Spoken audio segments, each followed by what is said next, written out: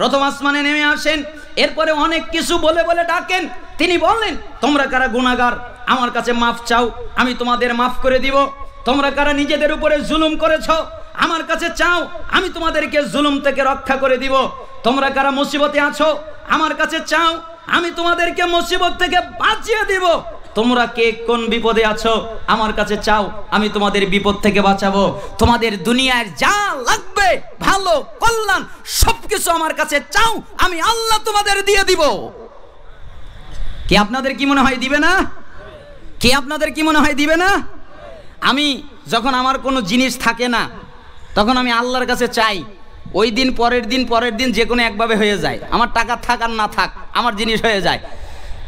আমি যখন একটা হাদিস পড়েছি যেখানে আল্লাহ তাআলা বলেন, ইবনে মাজার 4107 নম্বর হাদিস, ইবনে আদম, হে আদম সন্তান, তাফাররুক লি ইবাদাতি, তোমরা আমার ইবাদত করো, তোমরা আমার দাসত্ব করো, তোমরা আমার বন্দেগী করো। আমলা সদরাকা গিনান ওয়াসুদ্দা ফাকরাক, আমি তোমাদের অন্তরকে ধনী বানিয়ে দিব, আর তোমাদের যত দরিদ্রতা আছে আমি আল্লাহ দূর করে দেব। তোমরা যদি আমার ইবাদত করো আমি তোমাদের অন্তর ধনী বানাবো, আর তোমাদের যত দরিদ্রতা আছে দূর করে দেব। ওয়াইল্লাম তাফআল মালাতু সদরাকা শুগলান ওয়ালাম আসুদ্দা ফাকরাক, আর যদি আমার ইবাদত না করো, আমার দাসত্ব না করো, আমার বন্দেগী না করো, আমি তোমাদের অন্তরে পেরেশানি দিয়ে যুক্ত করে দিব। কত পেরেশানি নিতে পারো নাও, কত অস্থিরতা নিতে পারো নাও, আর আমি তোমাদের দরিদ্রতা দূর করব না। আমার ইবাদত করবে দরিদ্রতা দূর, আর আমার ইবাদত করবে না দরিদ্রতা দূর করব না। ইবাদত মানে শুধু সালাত নাই, জীবনের প্রত্যেক ক্ষেত্রে আল্লাহর কথা মেনটেন করে সমস্ত কাজ কারবার করা। ব্যবসাটাও যদি আপনি আল্লাহর ইবাদত হিসেবে করতে পারেন, প্রত্যেকটা কাজ আল্লাহকে সন্তুষ্ট করার জন্য আপনি যদি করেন তাহলে তা ইবাদত হয়ে যাবে। অবশ্যই তা হালাল কাজ হতে হবে।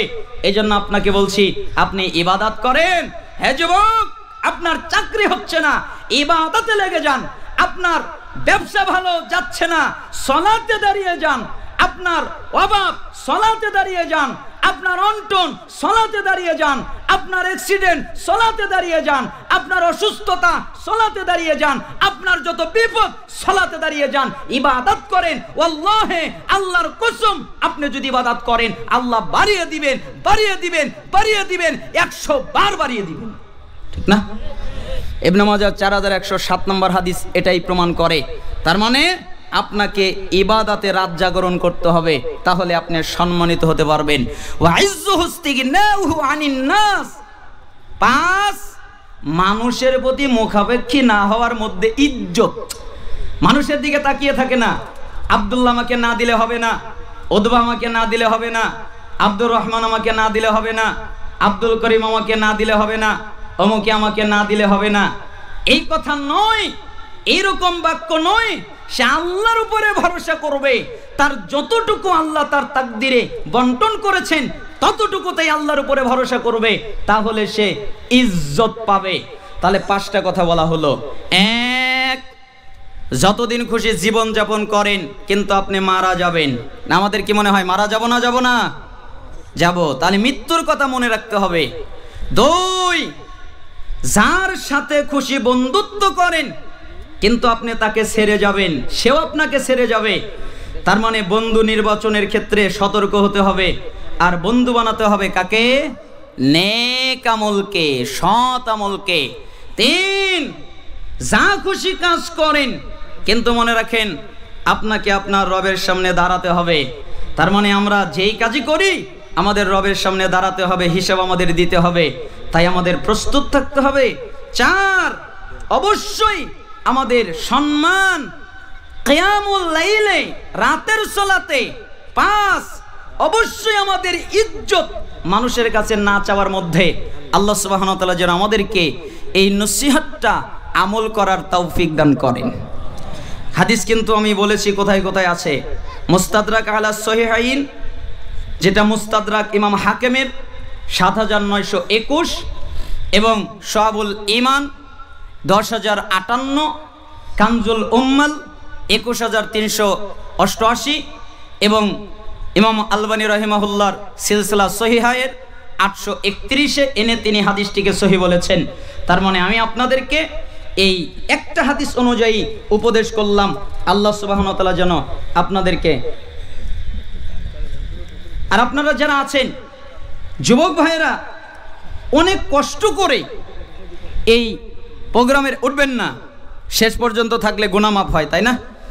এখনই তো শেষ করে দিব। নিয়ত করেছিলাম 4টা উপদেশ করব, কিন্তু একটাই 12টা বেজে গেছে, এজন্য আর করতে পারলাম না, দুঃখিত, মাফ করবেন। কথা হচ্ছে যে যুবক ভাইয়েরা একটা সুন্দর উত্তম আয়োজন আপনাদের জন্য করেছেন, মাহফিলের ব্যবস্থা করেছেন। আগে তো যুবক ভাইয়েরা আমরা দেখতাম ছোটবেলায় বিভিন্ন জায়গায় ঈদের দিন মোড়ে মোড়ে, ঈদের পরের দিন, তার পরের দিন গান বাজনা বাদ্যযন্ত্র চলতো, তাই না? আর যুবক ভাইয়েরা আলহামদুলিল্লাহ সে সমস্ত জায়গা থেকে বের হয়ে এসে ঈদের পরেও মাহফিল চলছে আলহামদুলিল্লাহ বাংলাদেশ। আমি ঈদের পরের দিনের থেকেই করতেছি, তার মানে চলছে। বোঝা যাচ্ছে যুবকদের আগ্রহ উদ্দীপনা অনেক ভালো। এই জন্য আপনারা যে যা পারেন দিয়েছেন, আরো দিবেন। কেন? আমাদের কাছে যা আছে তা শেষ হয়ে যাবে, আর আল্লাহর কাছে যা আছে তা চির অক্ষত। এই জন্য আল্লাহর কাছে যদি আমরা রেখে দেই, ওটা কি থাকবে? অক্ষত থাকবে, ওটাই থাকবে। এই জন্য যে যা পারেন 10 টাকা, 20 টাকা, 150, 1000 আপনারা দান করে যাবেন, বৈঠকে দান করবেন, আল্লাহ তাআলা কবুল করুন। দেওবন্দি আলেমদের ব্যাপারে আহলে হাদিস আলেমদের ধারণা কেমন, তাদের আকীদা মানহাজ জানতে চাই। আমি দেওবন্দি মাদ্রাসায় পড়েছি, দেওবন্দিদের আকীদার মাদ্রাসায়। আমি তো হানাফি মাদ্রাসায় পড়েছি, তাতে আমি দেখেছি সহি আকীদায় আসার পরে যে আকীদার ক্ষেত্রে অনেক সমস্যা। যেমন আসমা ওয়া সিফাতের ক্ষেত্রে তারা তাসবিহ করে, এমনকি তাহরিফ করে, এমনকি বিকৃতি করে, উল্টা পাল্টা ব্যাখ্যা তার করায়। আল্লাহর হাতকে হাত অর্থে নেয় না, কুদরত অর্থে নেয়। এরকম আল্লাহর অনেকগুলো সিফাতকে তারা অস্বীকার করে। এটাই আকীদায় একটা ভ্রান্তি। তারপরে কিছু কিছু দেওবন্দি ভালো আলেম, যারা ভালো প্রকৃত, কিন্তু অধিকাংশ দেওবন্দি আকীদার যারা মানুষ, সাধারণ কিছু সুন্নি নামদারি আলেম সহ, তারা বলে আল্লাহ নিরাকার। কি বলে? আল্লাহ নিরাকার। আবার বলে আল্লাহ সর্বত্র বিরাজমান। আবার বলে ইমাম আবু হানিফা 100 বার আল্লাহ দেখছে। তো এক জায়গায় আমাকে বলল যে ইমাম আবু হানিফা বলেছে আল্লাহ 100 বার দেখছে, আর আপনি বলতেছেন উল্টা কথা। তাই আমি বললাম যে তাহলে তুমিই বলো, তুমি বলতেছো আল্লাহ নিরাকার, আর আবু হানিফা দেখছে 100 বার, তে কি দেখছে? নিরাকার দেখছে? উল্টা পাল্টা কথা। এই জন্য আকীদায় অনেক সমস্যা আছে। আমি দোয়া করি আল্লাহ সুবহানাহু ওয়া তাআলা আমাদের প্রত্যেক মুসলমানকে বিশুদ্ধ আকীদা অনুযায়ী জীবন পরিচালনা করার তৌফিক দান করুন। আপনাদের পাশে তো অনেক বড় বড় মাদ্রাসা আছে, আলেমদের কাছ থেকে জেনে নেবেন। না, তাদের মধ্যে মাতুরিদিও আছে, তাদের মধ্যে আশআরীও আছে, দুটা গ্রুপই আছে। ব্রাদার রাহুলের কোরআন তেলাওয়াত শুদ্ধ নয়, হয়তো আপনি শুনেছেন বা দেখেছেন, আপনার পরামর্শ জানতে চাই। দেখেন, মানুষের ব্যক্তিগত পয়েন্টে আঘাত করা উচিত নয়। আমি ভাইয়ের সাথে কথা বলেছি, অনেক মাহফিল করেছি। তিনি আমাকে বলেছেন যে আমি চেষ্টা করতেছি, আর হাদিসে এসেছে যে ব্যক্তি চেষ্টা করে ওই ব্যক্তি কি নেকি পায়? ডাবল নেকি পায়। তো ইনি তো চেষ্টা করতেছেন। দোয়া করি, বাতিল পন্থীরা তো পারে না, কি করবে? কয় যে তোমার সাথে তো আর বাহাজে পারা গেল না, এবার তুমি আরবি পারো না, এটা দিয়ে বসাবো, তাই না? আমাদের কাছে আসো এই ব্যাপার নিয়ে। আমরা 5 ভাই, সকলের ভিন্ন সংসার, বাবা বেঁচে আছেন, সকলে মিলে ভাগে কুরবানি করে থাকি। 7 জনে এর পক্ষে এবং 7 পরিবার এ বিষয়ে পরিষ্কার ধারণা দিবেন। এটা হলো ইখতিলাফি মাসালা। এই বিষয়ে আমি একটা বলবো আর আপনার আলেম আর একটা বলবে। এই জন্য সবচেয়ে নিরাপদ 4টা পথ আপনাদের দিয়ে যাই। কয়টা পথ? 4টা। যে কোনো এক জায়গা থেকে ফতোয়া নিয়ে নেবেন, আমার উপরে দায় সারছি না। একটা হচ্ছে আমাদের বাংলাদেশে প্রবীণ সংগঠন জামিয়াতে আহলে হাদিস আছে না নাই, তাদের একটা পত্রিকা বের হয় সাপ্তাহিক আরাফাত। ওই সাপ্তাহিক আরাফাতে প্রশ্ন করবেন, জেনে নেবেন। এটা যদি মন মতো না হয়, আরেকটা পত্রিকা আছে খুব প্রসিদ্ধ বাংলাদেশে, মাসিক আত-তাহরি, তাই না? তাহলে মাসিক আত-তাহরিকে প্রশ্ন করবেন, ওখান থেকে একদম স্পষ্টভাবে জেনে নেবেন। মাসিক আল ইতিসাম আছে, ওখান থেকে জেনে নেবেন। মাসিক আল ইখলাস আছে, ওখান থেকে জেনে নেবেন।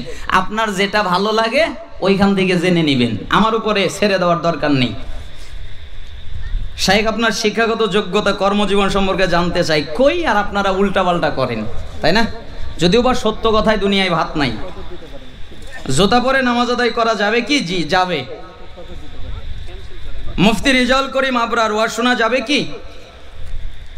ব্যক্তি ধরে প্রশ্ন করিয়েন না, ইনার আকীদায় প্রবলেম আছে এবং আলোচনা আমি তেমন শুনিনি, দু একটি ক্লিপ শুনেছি, হয়তো মানুষ কেটে সেটে, ক্লিপ তো আর ভরসা করা যায় না কি করে না করে।